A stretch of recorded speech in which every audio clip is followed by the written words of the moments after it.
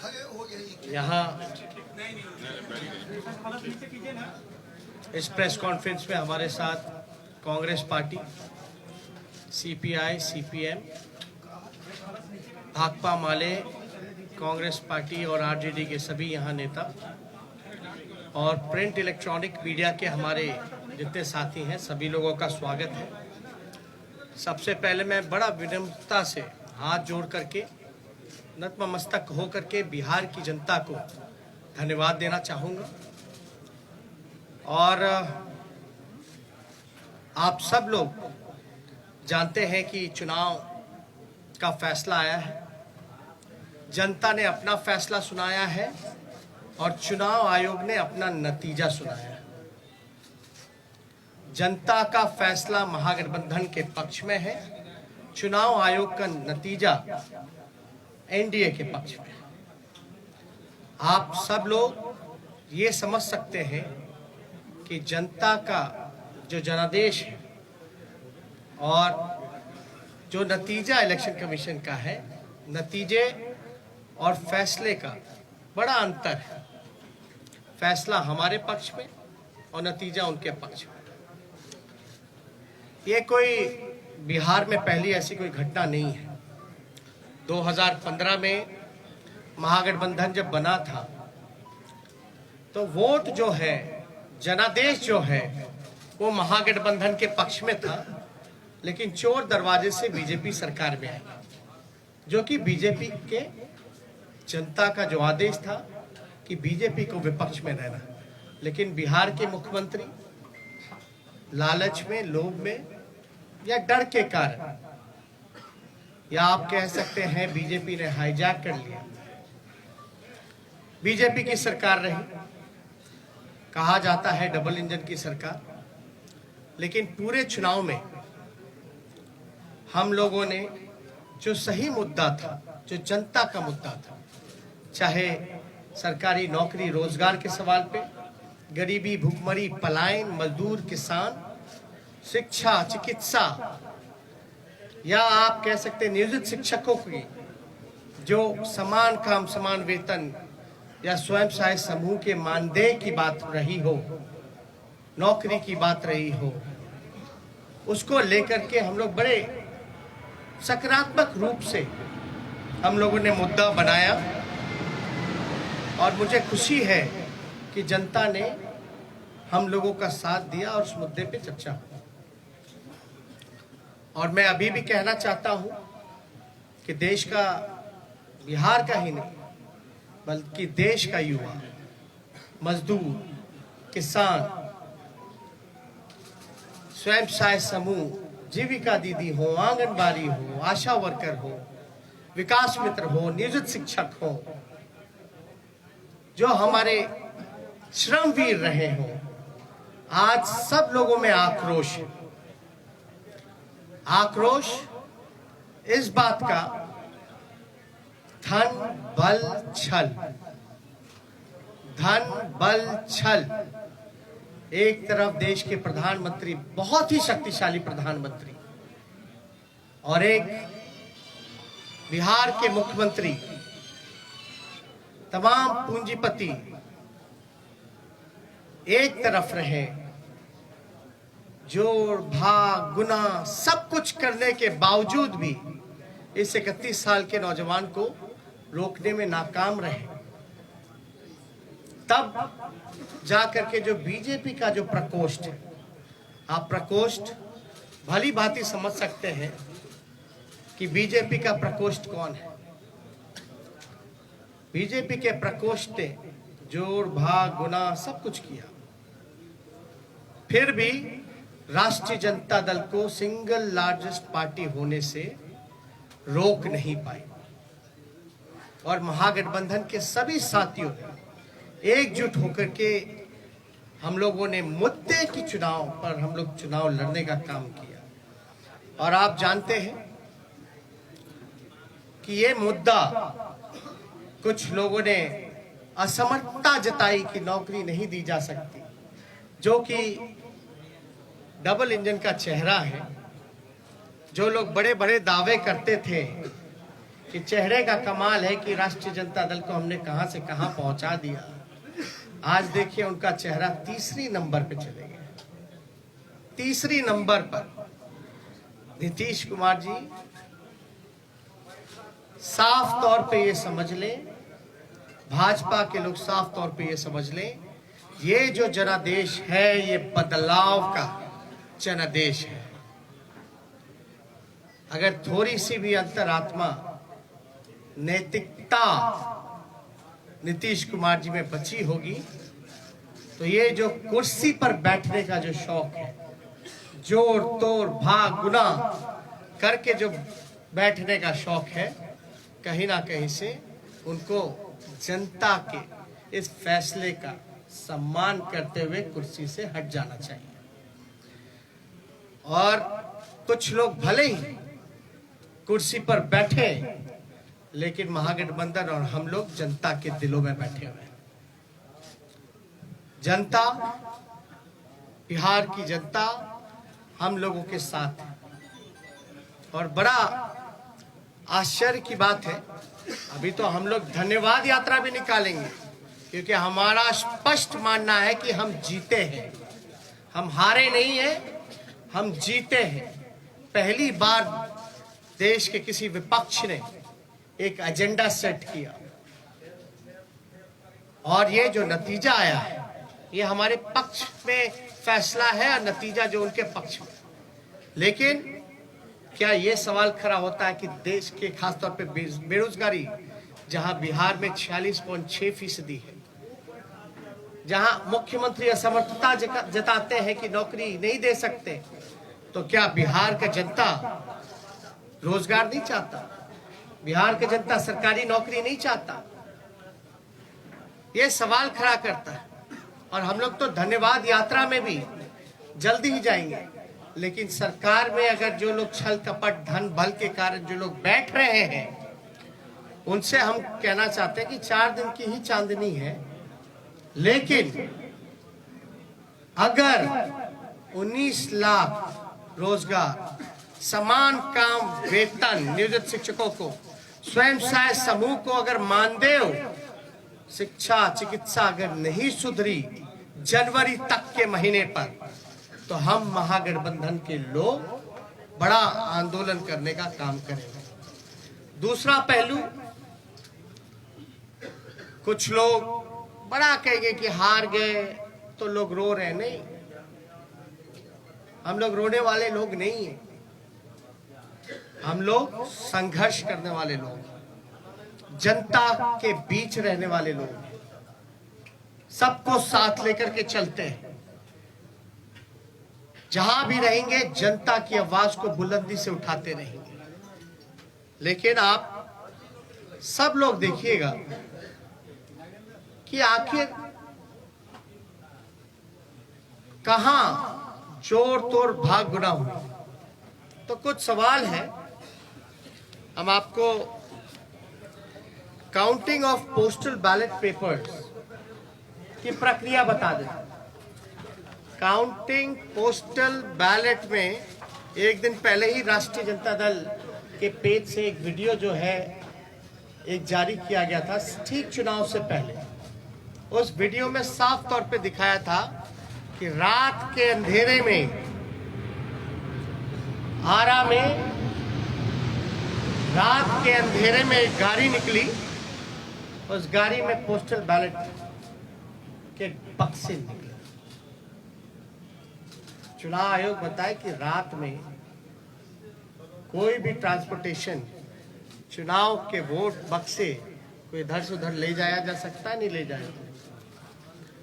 और अगर आप इन्हीं के लॉस की बात करें इलेक्शन कमीशन का कि क्या प्रोसीजर होना चाहिए, counting of postal ballets paper 15.15.4 इनका पॉइंट है, उन्हीं का इलेक्शन कमीशन का। As per the requirement of Rule 54A of CE Rules 1961, the postal ballot shall be taken up for counting first at the returning officer's table. मतलब postal ballot की गिनती जो है उसकी प्रक्रिया पहले होनी चाहिए। साफ तौर पे इसमें लिखा है। और under the law rule 54A of the conduct of the election rules 1961, the postal ballot papers are to be counted first. It is clarified further that it is not necessary to wait for the counting of postal ballots to be completed before counting of votes recorded in EVM starts. मतलब आपको जरूरी नहीं आप इंतजार कर सकें, आपको प्रक्रिया जो है समांतरण शुरू कर देनी चाहिए। वोटों की, पोस्टल बैलेट की वोटों की गिनती पहले ही शुरू कर देनी चाहिए। ये मेरा नहीं है, ये तो चुनाव आयोग का है। After a gap of 30 minutes from the commencement of counting of postal ballot papers, the counting votes of EVM can start. और 30 मिनट के बाद आप ईवीएम की जो प्रक्रिया है वो चालू कर सकते हैं। Counting of postal ballot paper shall be done at returning officers table. All postal ballot papers received by returning officer should be brought before him, her. Only such postal ballot papers are received before the hour fixed for commencement of the counting shall be counted. तो इसमें साफ तौर पे ये जिक्र किया गया है कि प्रक्रिया जो है पोस्टल बैलेट की पहले होनी चाहिए। और जरूरी नहीं है कि आप जो है पहले ईवीएम के ही करिए, आप पोस्टल बैलेट पहले काउंट कीजिए, उसके 30 मिनट बाद आप ईवीएम की गिनती चालू कर सकते हैं। एक और है 15 पॉइंट, पेज नंबर 260 में जाके देखिएगा। In case the victory margin is less than total numbers of postal ballot received, then there should be a mandatory reverification of all postal ballots in the presence of observer and the RO. All the postal ballots rejected as invalid as well. Postal votes counted in favor of each and every candidate shall once again be verified and tallied. The observer and the RO shall record the finding of re-verification and satisfy themselves before finalizing the result. The entire proceeding should be videographed without compromising the secrecy of ballot, and the video cassettes CD should be sealed in a separate envelope for future reference. इसमें साफ तौर पे है कि आप चाहे postal जो invalid हो या वैलिड हो, आपको ऑब्जर्वर और इन सब के सामने जो है वीडियोग्राफी करा करके इसका सीडी भी जितना वीडियोग्राफ्ट है, कैसेट्स है, इन सब को सील करके रखा जाए। और ये सील का जो ड्यूरेशन होता है ये बड़ा इंटरेस्टिंग है। चुनाव नतीजे के 40 दिन तक इलेक्शन कमीशन को ये अनुमति है कि वो पोस्टल बैलेट्स को जो है सील रख सकते हैं।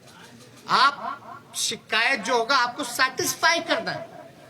You have to satisfy all the candidates whether if they have doubts, because ये इलेक्शन कमीशन की ड्यूटी है। अब एक और इंटरेस्टिंग डेटा आप लोगों को हम बताना चाहेंगे। एनडीए को जो कुल वोट मिला 1,57,728। मैं दोहरा दूं, एनडीए का जो कुल वोट है 1,57,728, जिसका प्रतिशत निकल के आता है ऑल ओवर चुनाव का 37.3। महागठबंधन को वोट जो मिले 1,56,88,458, 1,56,88,458 जो कुल प्रतिशत महागठबंधन का निकल के आता है वो 37.2। हमें मिले 37.2 और एनडीए को मिले 37.3, यानी 1 पॉइंट का अंतर है। 0.1 का अंतर है, जो कि अगर वोट में अगर कन्वर्ट करें तो ये 12,270 वोट का अंतर, यानी एनडीए और महागठबंधन का कुल वोटों का अंतर 12,270 का है। अब 12,000 में वो उनको 15 सीट लीडिंग पे है, आगे है। ये आश्चर्य की बात है कि 12,000 में वो 15 सीटें जीत गए। और याद कीजिएगा, अद्भुत आंकड़ा हम आपको और भी देंगे कि पोस्टल बैलेट्स वोट कौन देता है? जो सर्विस में है, ज्यादातर शिक्षक लोग हैं जो कि एजुकेटेड हैं, वो लोग हैं जो जागरूक लोग हैं, जो जानते हैं कि वो पोस्टल से भी मतदान कर सकते हैं। और कई लोग ऐसे होंगे जो कई बार पोस्टल से मतदान किया गया होगा, एनवलप में करते हैं, बैलेट पे करते हैं। यानी जो जागरूक व्यक्ति है वही ये काम कर सकता है। आप एक पोस्टल को आप रिजेक्ट कर देते हैं, एक रिजेक्ट समझ में आता है, 10 रिजेक्ट समझ में आता है, 50 रिजेक्ट समझ में आता है। आप 900 पोस्टल वोट रद्द कर रहे हैं, 700 पोस्टल वोट रद्द कर रहे हैं, 500 पोस्टल वोट रद्द कर रहे हैं। और रद्द हो रही है तो ये चुनाव के उम्मीदवार का जिम्मेवारी तो नहीं है। रद्द किस वजह से किया गया और इतनी बड़ी संख्या में रद्द क्यों हुआ?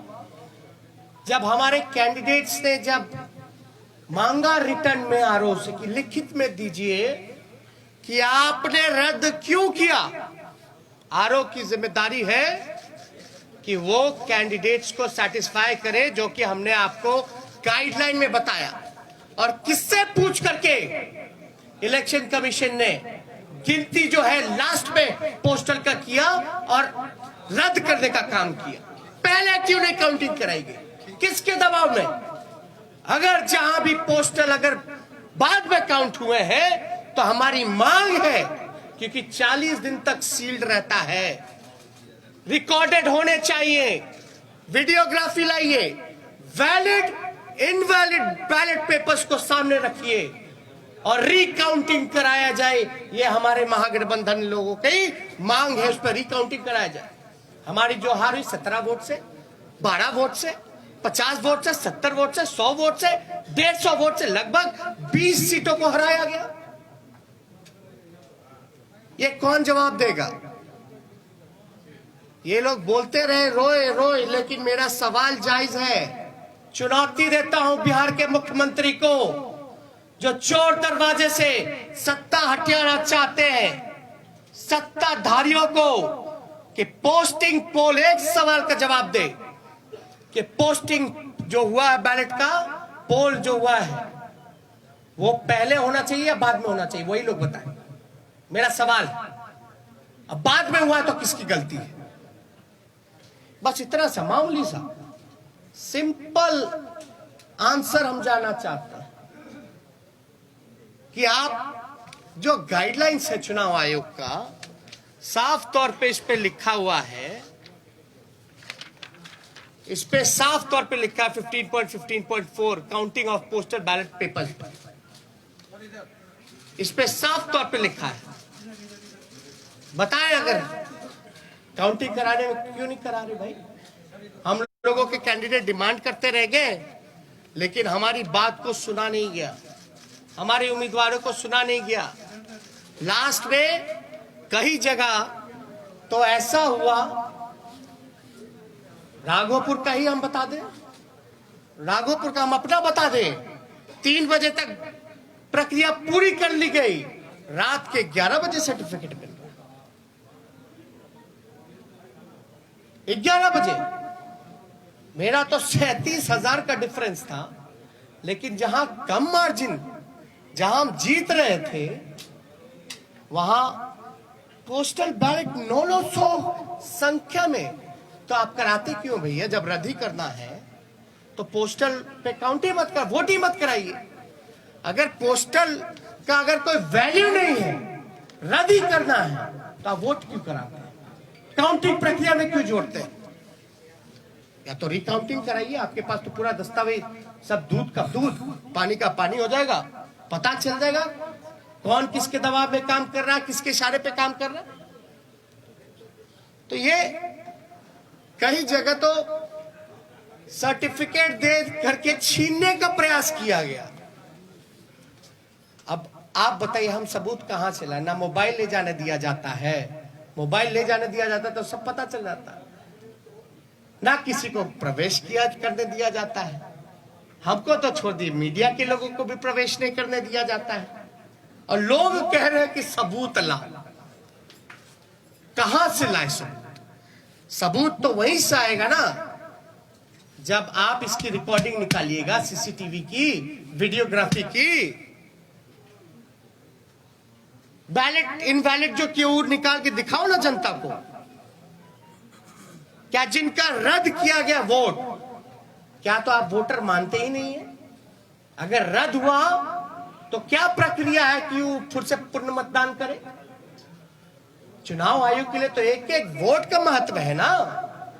लोकतंत्र में आप 900 वोट पोस्टल बैलेट का रद्द कर दीजिएगा एक कॉन्स्टिट्यूएंसी में, और वो भी एजुकेटेड जागरूक वोटर्स का, जो सर्विस में है, उनके वोट के मान नहीं होगा, तो भाई सवाल तो बनता है। क्योंकि ये लोकतंत्र बचाने की लड़ाई है, और लोकतंत्र कैसे बचे? और एक वोट से हार भी होती है, जीत भी होती है। लेकिन आप देख रहे होंगे ना, चेहरे का चमक कहां चला गया? तीसरे नंबर पर। अब तक सामने नहीं आए, फिर क्वारंटाइन हो गया, फिर क्वारंटाइन हो गया। अरे भैया, अंतरात्मा जगाइए। नैतिकता, सिद्धांत, नीति, विचार सब धूमिल आपने कर लिया। अब आपने तो खुद कहा संन्यास लेने की बात। संन्यास लेने का काम कर रहे हैं तो कम से कम आखिरी के क्षण दिनों में काली अपने मुंह पे मत पुतवा करके जाइए। काली अपने मुंह पर या जनता का हाय लेकर के अपने राजनीतिक सफर का अंत मत कीजिए नीतीश जी। अंतरात्मा जगाइए।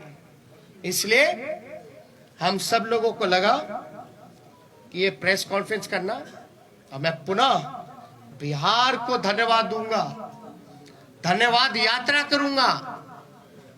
भले ही छल कपट से कुर्सी पे ना बैठ पाए, लेकिन जो लोगों ने अपने दिलों में बैठाया है, इसके लिए हम जरूर जनता को धन्यवाद देंगे। और हमारा मानना है महागठबंधन की जीत हुई है, डबल इंजन की हार हुई है, जनता हमारे साथ है। और कुछ प्रकोष्ठ के लोग जो नतीजा, फैसला नहीं, जिन्होंने नतीजा सुनाया, वो भी तो किसी के दबाव में काम कर। तो इसलिए ज्यादा कुछ ना कह के, अगर आप लोगों का कोई सवाल हो तो उसका जवाब देना चाहिए। एक मिनट, सवाल बहुत संगठित तरीके से पूछेगा, एक पर एक। हाँ, आप पूछिए। क्या महागठबंधन बिहार में फिर से सरकार बनाने की कोई कोशिश करेगी? कहीं से उम्मीद वैसी है, या फिर और कोई आंकड़ों के द्वारा सरकार बनाने की कोई कोशिश होगी? देखिए, हमने साफ तौर पे बोला, ये मैंडेट जो है बदलाव का मैंडेट है। ये जनादेश जनता ने बदलाव के लिए दिया।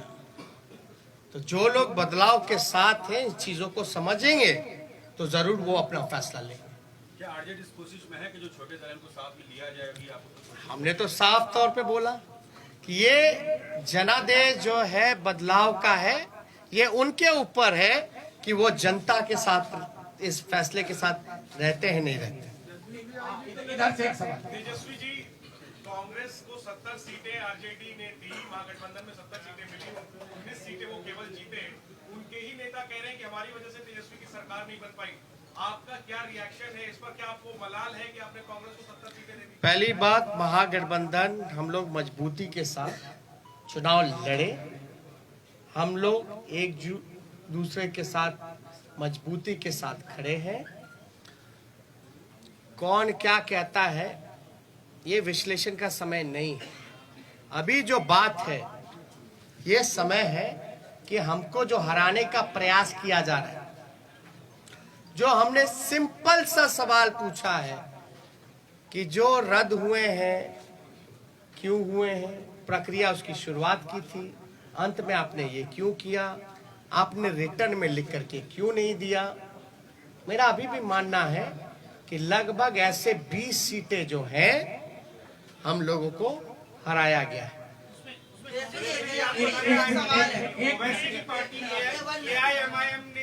मिनट सुनिए एक मिनट, इनका वह सवाल है, एक साथ पूछे ना। सवाल ये है कि 119 के आंकड़ों तक आपने छुआ, फिर 108 हो जाता है, फिर 110 पे उसको कर दिया जाता है। चुनाव आयोग 5 घंटे इतने में उलझा के रखता है, इसको लेकर क्या कहना है? और कहीं ना कहीं ओवैसी ने आपको जो है एक तरह से देखा जाए तो नुकसान पहुंचाया। नहीं, देखिए, किसी के पास एक तो अपने ही गाइडलाइंस का, जब हमने आरा का एक एग्जांपल दिया कि रात में आप बक्सा लेके जा रहे हो आ रहे हो, वो क्या उचित है? क्या वो गाइडलाइंस को वो चीजें फॉलो करती है? वो तो एविडेंस हुआ ना, वो तो एविडेंस है। वीडियो में आपका आईडी कार्ड भी दिख जाएगा, बैलेट पे बक्से जो रखे हुए हैं स्टील के, उसमें नंबर भी दिया जाएगा, गाड़ी का नंबर भी मिल जाएगा। तो उसमें हम तो स्पष्ट रूप से मान रहे हैं कि हमको तो कम से कम 130 सीटें महागठबंधन को मिली है। 130 सीटें मिनिमम महागठबंधन को मिली है।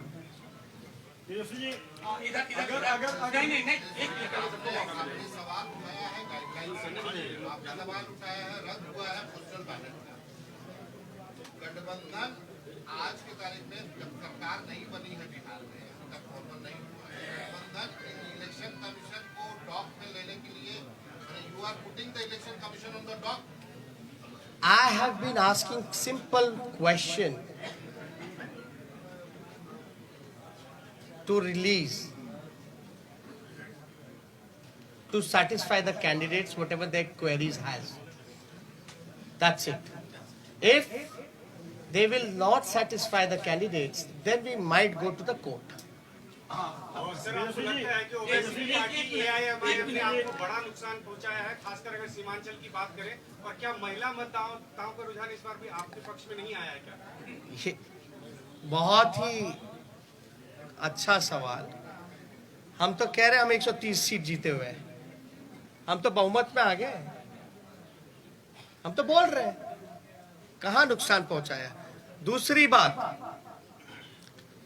साइलेंट वोटर्स, ये साइलेंट वोटर्स है कि इनविजिबल वोटर्स है?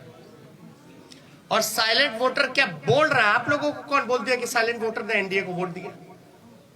हम तो जानना चाहते हैं। तब तो साइलेंट वोटर रहा ही नहीं ना। जब प्रधानमंत्री जी साइलेंट वोटर का जिक्र कर रहे हैं, उनके पर तो लोग बड़ा वोकल होते थे, अब साइलेंट हो गए। और साइलेंट हो गए तो प्रधानमंत्री जी को कान में जाके बोल दिया गया। जब बोल ही दिया तो साइलेंट कहां रह गए? ये साइलेंट वोटर थे ही नहीं, ये साइलेंट वही है जो इनविजिबल वोटर है, जो कि बीजेपी के प्रकोष्ठ है।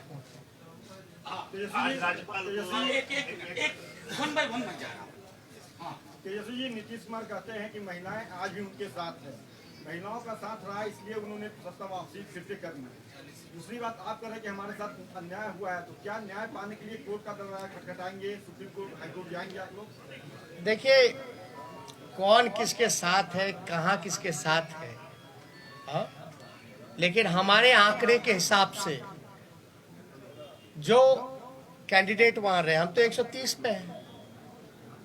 हम तो ये कह रहे बिहार की जनता हमारे साथ है। आप क्यों जोड़ गुना भाग करा करके आप सरकार हथियाना चाहते हो? पहली बात, महिलाओं की जहां तक बात आएगी, तो जब सरकारी नौकरी मिलता है तो उसमें महिलाएं नहीं है? आप देखिएगा, महंगाई इतनी बढ़ गई तो क्या महिलाओं के किचन को इफेक्ट नहीं किया? सिलेंडर का दाम क्या है? घर का बिजली बिहार में सबसे महंगा है, क्या वो महिलाओं को असर नहीं करता है?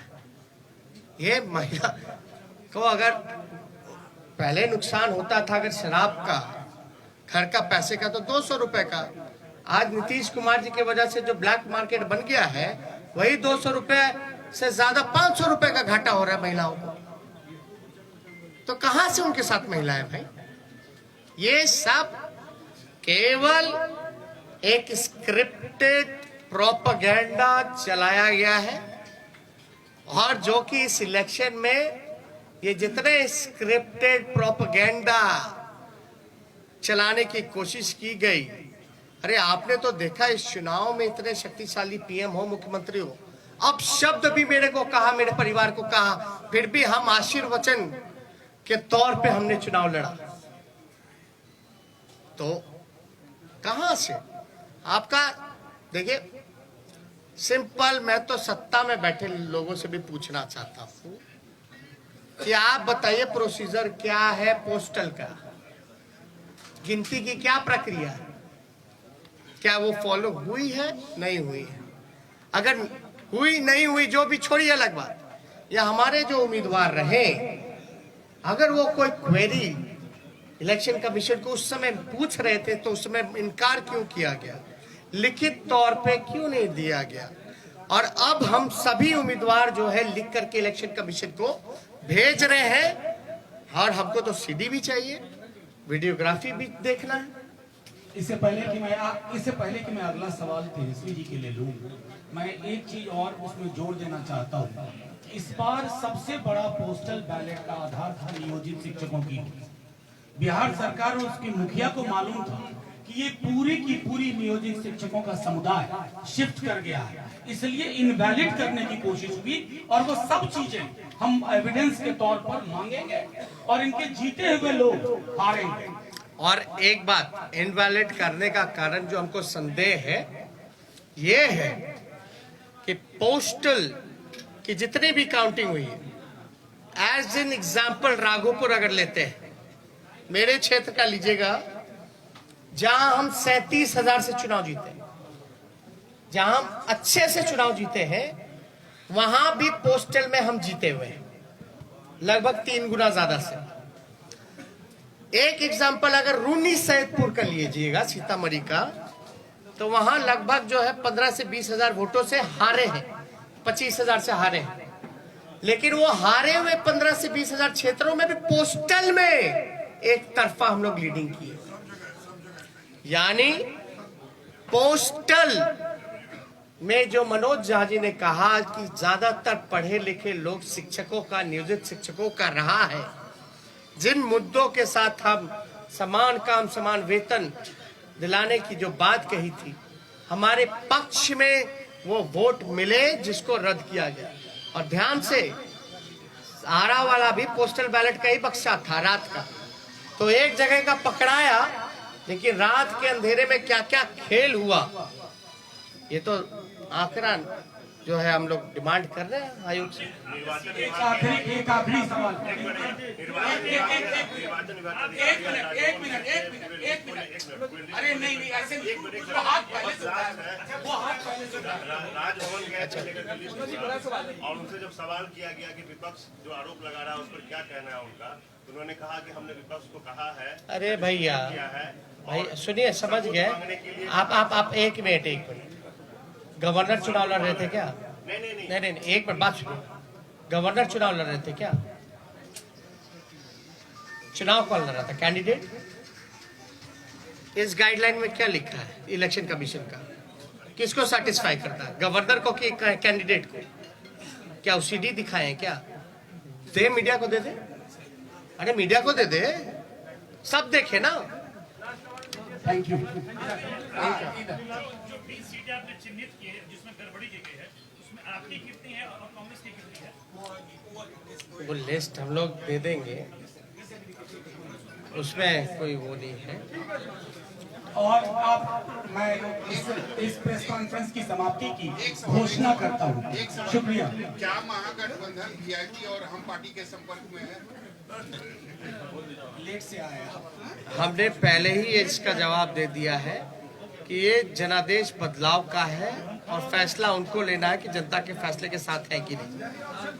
शुक्रिया तमाम साथियों।